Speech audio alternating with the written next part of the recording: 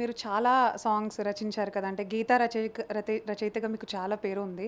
So, మీ favourite song ఏంటి? And మీరు గీత రచయితగా అవ్వాలని మీ లక్ష్యమా అది చిన్నప్పటి నుండి? నేను చిన్నప్పుడు రంగస్థలంలో అంటే పాఠశాల సమయంలో రంగస్థలంలో రకరకాల పౌరాణిక నాటకాలేస్తున్నప్పుడు హ్మ్. అందులో ఉన్న డైలాగులు, పద్యాలు బాగా నచ్చేవన్నమాట. అంటే హ్మ్. ఇక్కడ నటించేవాడిది ఎంత గొప్పతనమో ఆ నటుడి చేత ఈ మాటలు, ఈ పద్యాలు చెప్పించే రచయితది ఇంకా గొప్పతనం కదా అనిపించి, ఎగ్జాక్ట్‌లీ. అప్పుడు రచన వైపు మరలడం జరిగింది. హ్మ్. అయితే మాటలు అంతగా నన్ను ఆకర్షించలేదు. పద్యాలు బాగా ఆకర్షించినా, అది ప్రజలకి దూరమైన భాషలో ఉంటాయి గాబట్టి, పద్యాలు నేను చదువుకుంటూ వాటిని ఆస్వాదిస్తూనే, ఈ మాటకి, పద్యానికి మధ్య ఆ పాట అనేది సరైన వారధి అనిపించింది నాకు. హ్మ్. అప్పటినుంచి అంటే నా 11వ ఏట నుంచి కూడా అలా పాటలు రాయడం మొదలుపెట్టాను. ఆ పాటలకి నిజమైన గుర్తింపు, అలాగే ఆర్థిక పరమైన ప్రోత్సాహం ఎక్కువ సినిమా రంగంలో ఉంటుంది గాబట్టి ఈ రంగాన్ని ఎంచుకున్నాను. ఓకే. సో, ఇప్పుడు మన తెలుగు సాహిత్యానికి ఆస్కార్ రేంజ్ అవార్డొచ్చిందంటే చాలా గొప్ప విషయం అది. మన ఇండియా వైడ్‌గా. సో, దాని గురించి మీరేం చెప్తారు? ఖచ్చితంగా తెలుగు సాహిత్యాన్ని, తెలుగు సంగీతాన్ని ఆస్కార్ శిఖరం మీద నిలబెట్టిన చంద్రుడు, సూర్యుడు మన చంద్రబోస్ గారు, కీరవాణి గారు. ఎగ్జాక్ట్‌లీ. వారు ఒక శిఖరాన్ని అక్కడ అధిరోహించి, తమ తర్వాత ఈ పరిశ్రమలోకొచ్చిన వారందరికీ కూడా ఒక లక్ష్యాన్ని నిర్దేశించారు. ఆ లక్ష్యం వైపు తర్వాత తరం మేమంతా కూడా ప్రయాణించడానికి మా ప్రయత్నం మేము చేస్తాం. ఓకే. అండ్ ఇంకా మీరు ఈ మధ్య చాలా యాక్టివ్‌గా ఉంటున్నారు సార్. డాన్సులు, పాటలు ఏమైనా కారణం ఉందా మీ మార్పుకి? అదేం లేదండి. నేను కెమెరా వెనక ఎప్పుడూ అలాగే ఉంటాను. అయితే ఇప్పుడు ఏమైందంటే ముఖ్యంగా దృశ్య మాధ్యమాలు ఎక్కువ అవ్వడం వల్ల ఓకే. మనకున్న ఒక ప్రజ్ఞని ఆ దృశ్య మాధ్యమం ద్వారానే చూపించగలం. అంటే మనం పాటల రచయితగా తెలియాలన్నా అందరికీ ముందు మన మొఖం తెలియాలనమాట. ఇప్పుడు ఈ రీల్స్ ట్రెండ్‌లో ఏమవుతుందంటే ఎవరైతే ఎక్కువ చలాకీగా, చురుగ్గా ఉంటున్నారో వారి వైపు ఎక్కువ అటెన్షన్ వస్తుందండి.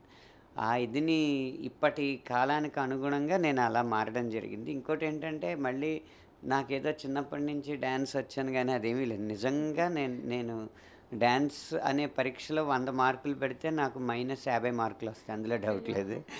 కాకపోతే ఒక గద్ద 5000 ఒక గద్ద 5000 అడుగులు ఎత్తుకి ఎగిరింది అనడం కంటే, ఒక గేదె 5 అడుగులు ఎత్తుకి ఎగిరింది అనడం చాలా ఆశ్చర్యంగా చూస్తారు. అయ్యో! అందుకని డాన్స్ అస్సలు రానోడు డాన్స్ చేస్తున్నాడు కాబట్టి చూడడం అనమాట అంతే. మీరిప్పటి వరకు చాలా సాంగ్స్ రచించారు కదా! వాటిలో మీరు రాసినవి కాకుండా ఈ కాలంలో అంటే ఈ మధ్య కాలంలో మీకు నచ్చిన సాంగ్ ఏంటి? నాకు 'అలవైకుంఠపురంలో సామజవరగమన' అన్న పాట ఇష్టం అనమాట. ఒక్కసారి మా కోసం. నీ కళ్ళని పట్టుకు వదలనన్నవి చూడే నా కళ్ళు ఆ చూపుల నట్ట తొక్కుకు వెళ్ళకు దయలేదా అసలు నీ కళ్ళకు కావాలి కాస్తాయి కాటుకల నా కలలు అవి నులుముతుంటే ఎర్రగ కంది చిందేనే సెగలు నీ ఊపిరి గాలికి ఉయ్యాలలుగుతూ ఉంటే ముంగురులు అవి తిట్టేస్తే ఎలా నిట్టూర్చవటే నిష్ఠురపు విలవిలలు సామజవర గమన నిన్ను చూసి ఆగగలనా మనసు మీద వయసుకున్న అదుపు చెప్పతగునా. వావ్! Super sir. మీరు రచయితే కాదు సింగర్‌గా కూడా మీరు రాణిస్తారనమాట అయితే. సింగర్‌లందరూ మళ్ళీ అఫెన్స్ అవుతారు మీరు ఈ మాట అంటే. పాటలు చాలా రాస్తూ ఉంటారు పొలిటికల్ పార్టీస్‌కి కూడా మేము విన్నదాని ప్రకారం. సో, మీరు మీ పార్టీ అంటే మీ సపోర్ట్ ఏ పార్టీకి? నాకు ముఖ్యంగా ప్రాంతీయ పార్టీల మీద ఆసక్తి తక్కువండి. హ్మ్. అంటే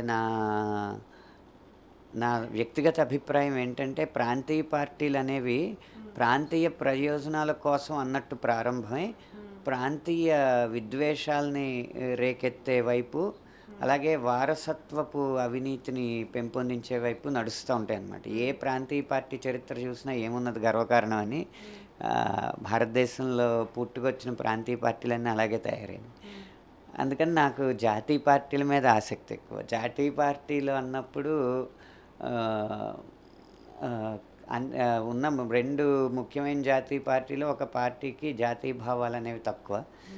మిగిలిన ఒక పార్టీకే జాతీయ భావాలెక్కువ. ఆ పార్టీ ఏదో నేను చెప్పకనే మీరు తెలుసుకుంటారు గాబట్టి, నా ఆసక్తి ఏంటో మీకు తెలుసు. ఓకే. Final question sir.